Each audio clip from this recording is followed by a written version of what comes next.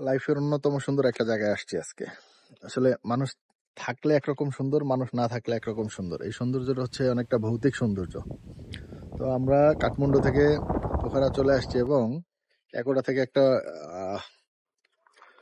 Hotel book করি, hotel প্রিস্টাইন Himalaya. আমার আসলে ধারণা ছিল না এই হোটেলটা এত উপরে হবে এবং এত সুন্দর জায়গায় হবে। যাই হোক, আসার পরে দেখি এইখানে এটা হচ্ছে মেইনলি একটা ভিউ পয়েন্ট। তো মানুষ সবাই এখানে স্পটটা দেখতে আসে। এখান থেকে মোটামুটি একটা ভালো ভিউ পাওয়া যায়, মাউন্ট এভারেস্ট এবং হচ্ছে হলো পোখারার সিটি ভিউ এবং ফেওয়ালের ভিউ, সবকিছু এখান থেকে পাওয়া যায়।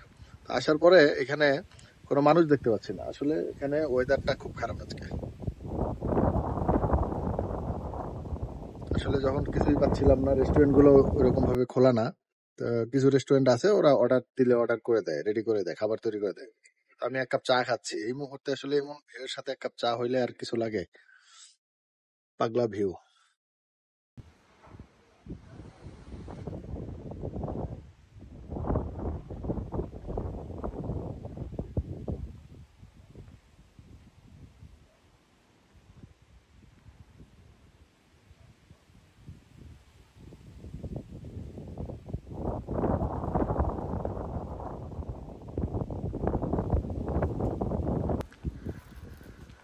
শুনশান নীরবতা, একেবারে হরর ছবির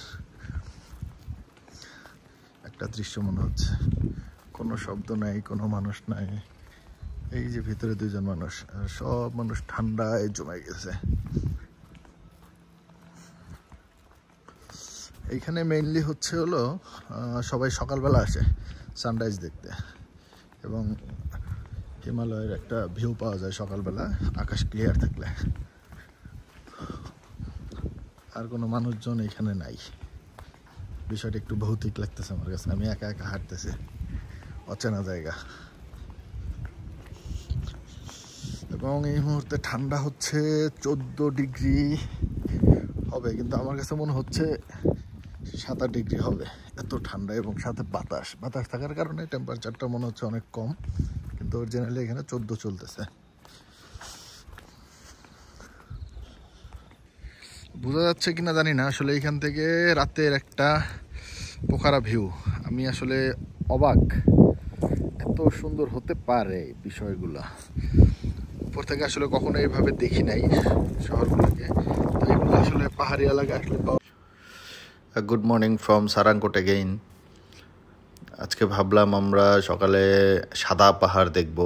তো আমার রুম থেকে সাদা পাহাড়ের একটা ভিউ পেলাম, কিন্তু আসলে মন খুলে দেখার মতো অবস্থায় পেলাম না। যাই হোক, সানরাইজটা দেখলাম এবং সকালবেলা পাহাড়ের সৌন্দর্য বা সারাংকোটের সৌন্দর্যটা দেখছি। অসাধারণ লাগছে, অসাধারণ। আপনারা কি প্লেনের পিছনে পাহাড়গুলো দেখতে পাচ্ছেন? এবং এইখানে এই খেয়াল করেন, একটা সাদা পাহাড় দেখা যাচ্ছে। তো এই প্লেনগুলো নর্মালি কাঠমান্ডুর দিকে যায় এবং সকালবেলা বা নির্দিষ্ট সময়ে ছাড়ে। তো আকাশ ক্লিয়ার থাকলে এই পাহাড়গুলো সুন্দরভাবে দেখা যেত।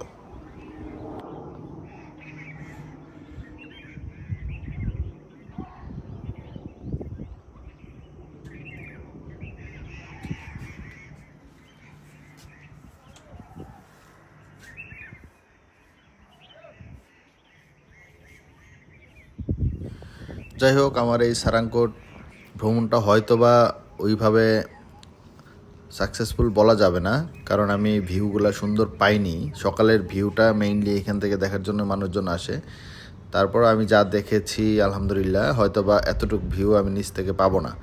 তো এটা আমার কাছে মানে 100% আনসাকসেসফুল বলা যাবে না, যেহেতু আমি সাদা পাহাড়গুলো দেখতে পাচ্ছি এবং চমৎকার একটা সূর্য উদয় দেখলাম। আমার কাছে খুবই ভালো লাগলো। তো আপনারা যারা পোখারা আসবেন, সারাংকোট এক রাত থাকার চেষ্টা করবেন।